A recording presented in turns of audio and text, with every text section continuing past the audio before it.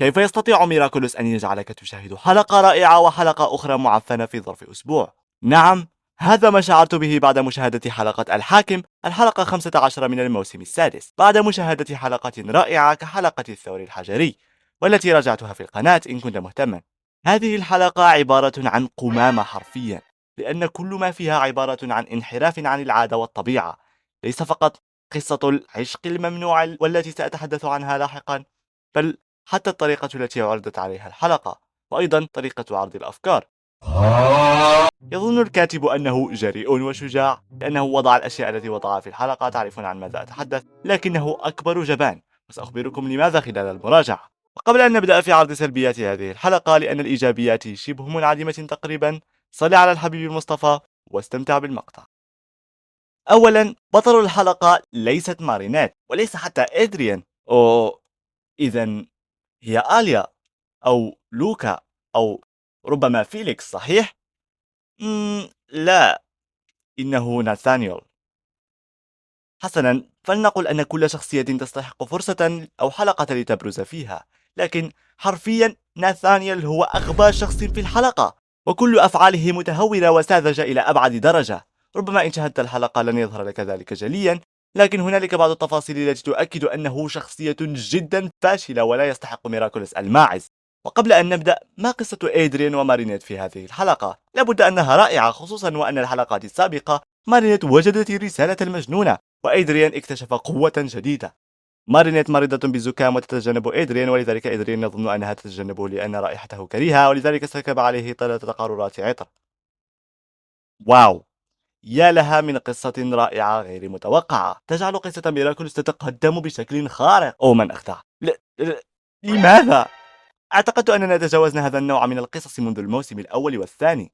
تخيل أن تعطي لأبطال المسلسل قصة تافهة كهذه فقط لتعطي شخصية لا يحبها أحد الدور البطولة. فلنعد لكشف عيوب ناثانيال في هذه الحلقة.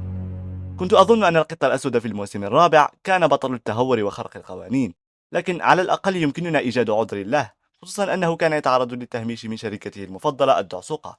ولكن ناثانيال المعطوب أخذ اللقب من القط الأسود، حيث أنه حرفيا كشف هويته. أمه تقول أنها تريد حماية ابنها، وهو يقول: أنت لا تحمينه بل تقررين نيابة عنه. الأم تريد سعادة ابنها ولكن أنت تجعلينه غير سعيد. هاي، من أنت؟ كيف تعرف أنه غير سعيد؟ هل دخلت لمشاعره بطريقة ما؟ ماذا ستفهم لايلا من هذا إن سمعته؟ لأنه تم التلميح إلى أن لايلا عرفت هوية ناثانيال حرفيا، وستخبرني أنه ربما عرفته بطريقة أخرى وليس بالضرورة من القتال. سأقول لك: استمع إلى المشهد الذي لمح بأنها عرفت هويته. لايلا في غرفتها السرية تقول: ناثانيال كورتز لا أعرف اسمه العائلي، المهم قالت اسمه الكامل، وقالت: ما هو وجهك الحقيقي؟ إن عدنا للقتال، وفي اللحظة التي هزم فيها ناثانيال أمه قال: إنه دورك لإظهار وجهك الحقيقي. فلايلا اقتبست كلامها من كلام ناثانيال. هذا تلميح ذكي من الكاتب لإخبارنا أنها اكتشفت هويته خلال القتال، وهذا هو أفضل مشهد في الحلقة، لأنه يلمح أن لتهور ناثانيال عواقب خطيرة. وهذه مشكلتي مع الحلقة بالذات، هي أنها لا تحاول إبراز هذه العواقب، وجعلتها مخبأة بشكل كبير ولن تظهر إلا في الحلقات القادمة. بل بالعكس، حاولوا إظهاره كبطل، فرغم غبائه وتهوره إلا أنه هزم الشرير لوحده في النهاية. والدعسوق والقط أصحاب الخبرة الكبيرة في قتال الأشرار انهزموا بسهولة من شرير المتواضع، واجهوا من هم أقوى منه بمفردهم. كل هذا فقط لجعل ناثانيال يهزم أمه في النهاية بسبب صراعه مع أمه، حيث أنه يريد أن يصبح رسام قصص مصورة، وأمه ترى أنها مجرد تفاهات. لا بأس بهذا كقصة للحلقة، صحيح؟ نوعا ما، لكن المشكلة هي في طريقة طرح هذه القصة والطريقة التي أظهر من خلالها الصراع. أولا، القصة المصورة التي رسموها هو وصديقه الغير صديق مارك تعبر عن فكرة معفنة نكرهها جميعا، وأنتم تعرفون ما أقصده. ويبدو أن أمه كانت ضد الفكرة بنفسها، ولكن الكاتب ظن أنه شجاع بجعل ناثانيال يعرض هذه الفكرة على أمه ويواجه صرامتها، ولكنه أكبر جبان حرفيا، لأنه لم يعطي فرصة للأم لتدافع عن فكرتها، لأن فكرتها ضد أفكار الكاتب بحد ذاته. فمثلا خلال القتال، عندما قال ناثانيال لأمه أنها لا تحمي ابنها بل تقرر نيابة عنه، وقال أن الأم تريد سعادة ابنتها وقال أن الأم تريد سعادة ابنها وأنت لا تجعلينه سعيدا، بدل أن تناقش الأم هذه الفكرة وترينا وجهة نظرها في الموضوع، غيرت الكلام وكأن ليس لديها شيء لتقوله. لذلك أنا هنا لأكمل الحوار الذي من المفترض أن يكون في الحلقة. الأم يجب أن تخبر ناثانيال المخبول أن سعادة ابنها ومصلحته لا تكون في إعطائه الحرية الكاملة بفعل ما يشاء، خصوصا وأنها تعرف أكثر منه في الحياة، لأنه على سبيل المثال عندما تلعب وتهمل دراستك يا عزيزي خلال اللعب أنت سعيد للغاية وتظن أن هذه هي السعادة التي يجب أن توفرها لك أمك، لأن هذا واجبها أن تترك ابنها يلعب من أجل سعادته. لكن هل ستستمر هذه السعادة عندما تكتشف أنك فشلت في دراستك؟ لا، بل ستندم وستكتشف أن صرامة أمك كانت لصالحك. وهذه هي حالة ناثانيال. أنا لست مع أم ناثانيال 100%، لكنني أوافقها جزئيا. ناثانيال يريد أن يرسم القصص المصورة، بينما أمه تريده أن يصبح مهندسا أو شيئا أكثر جدية من القصص المصورة. فأنا لا أتفق معها في تقييد موهبة ابنها في الأشياء الأقل إبداعية، لأن كل شخص يستحق فرصة لإبراز قدراته وإبداعه. لكنني أتفق معها في أن القصص المصورة لن تضمن نجاحه في الحياة، على عكس الأمور الجدية التي تفيد المجتمع بشكل مباشر. بينما القصص المصورة يمكنها أن تكون هواية يمارسها إلى جانب عمل احترافي، وعندما يجد الفرصة المناسبة لتحويل القصص المصورة إلى عمل احترافي حينها لا بأس بفعل ذلك. سواء نجح أو فشل، لا يزال لديه عمل احترافي آخر يضمن قوت حياته. أعجبني كلام مارينيت لأم ناثانيال عندما قالت أن القصص المصورة يمكنها تغيير العقليات.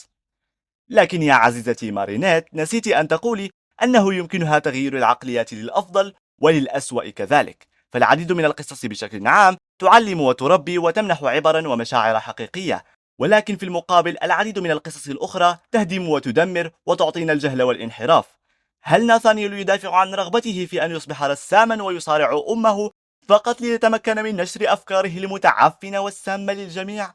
أهذه قضيتك التي تدافع عنها إلى آخر رمق وتكشف هويتك للعدو بسببها؟ وهذا يعني أن زوج السيدة بوستيه أو زوجتها يتراجع للمركز الثاني في قائمة أسوأ شخصيات في ميراكولوس، لأن ناثانيال فاز بالمركز الأول مرحى بعدما كان شابا هادئا وبعيدا عن المشاكل طوال المواسم السابقة.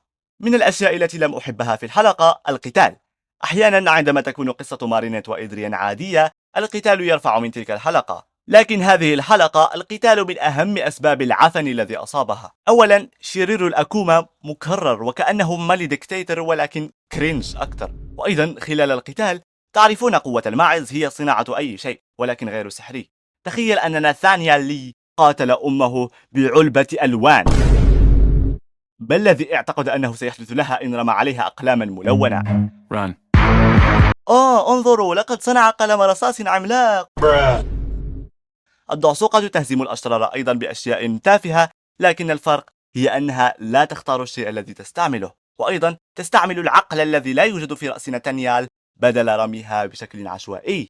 فقط انظر، ما الفكرة من هذا؟ أن تحمي نفسك بممحاة عملاقة. دود، يمكنك صناعة أي شيء حرفيا، صاروخ، سيف، مطرقة عملاقة، ولكنك تصنع هذا انظري أمي، أنا أقاتلك بشغفي، أنا أقاتلك بأدوات الرسم لتري كم أنا متشبت بفكرتي. تبا لك يا ناثانيال. وهذا حرفيا من أسباب كشف هويته. لايلا بكل تأكيد تعرف أن ناثانيال رسام ماهر، وبدل أن يحاول التستر على هويته يكشفها للعلن بأغبى طريقة ممكنة. وأيضا من الأشياء التي لم أحبها في الحلقة هو كيف غيرت الأم رأيها بسرعة. فقط لأن الدعسوقة أعطتها تميمة قررت أن تغير رأيها. فقط لأن الكاتب يعتقد أنها على خطأ قرر جعلها تغير رأيها بدون سبب حرفيا من تلقاء نفسها. لماذا لا يتشجع ويجعلها تدافع عن رأيها حتى النهاية؟ لماذا لا يعطي للمشاهد فرصة لاختيار الرأي الصائب بينهما باستخدام العقل بدل أن تقرر بدلا عنه؟ اعرض القضية، اعرض وجهة النظر المختلفة، ثم اعرض جميع الحجج المنطقية والأفكار، ودع المشاهد يقرر أي الجانبين صحيح بناء على مبادئه وطريقة فكره. لماذا أحببت صراع آيفن ووالده؟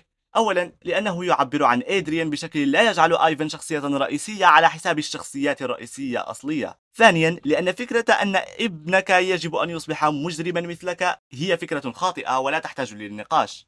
لكنني أستطيع إخباركم أن والد آيفن أعطى حججا أكثر مما فعلته والدة ناثانيال، رغم أنه خاطئ 100%، ووالدة ناثانيال قد تكون على صح. فكون والد آيفن خاطئا فكرة تعبر عن الجميع، بينما كون والدة ناثانيال خاطئة فكرة تعبر عن الكاتب لوحده. إن كانت كذلك على الأقل أقنعني بأنها خاطئة. وأخيرا، كشف الهوية في النهاية بين مارك وناثانيال والذي يعبر عن غباء وتهور شديدين. فآليا ونينو الدعسوقة هي التي كشفت هويتهما لبعضهما البعض، بالإضافة إلى أنهما ليسا صورة لعلاقة مريضة أراد الكاتب الدفاع عنها في الحلقة، لدرجة أنه نسي كيف تكتب حلقة جيدة.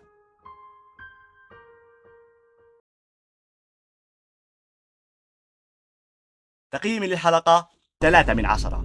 ربما مشهد لايلا لوحده كان مثاليا ومنطقيا تماما، بالعكس إن لم تكتشف هويته لن يكون منطقيا بعد كل الغباء الذي ظهر به ناتانيال. وهذه النقاط الثلاث كلها لهذا المشهد. أما البقية فعفن في عفن، قصصيا فكريا وأخلاقيا لا شيء وضعه صحيح، مناقضا تماما مستوى الموسم السادس حتى الآن، والذي أعطانا قصصا جميلة وبناء ذكيا للأحداث. حلقة أخرى للنسيان في ميراكولس. شاركونا رأيكم بأدب في التعليقات، ولا تنسوا اللايك والاشتراك ليموت ناتانيال، وإلى اللقاء في مقطع آخر إن شاء الله.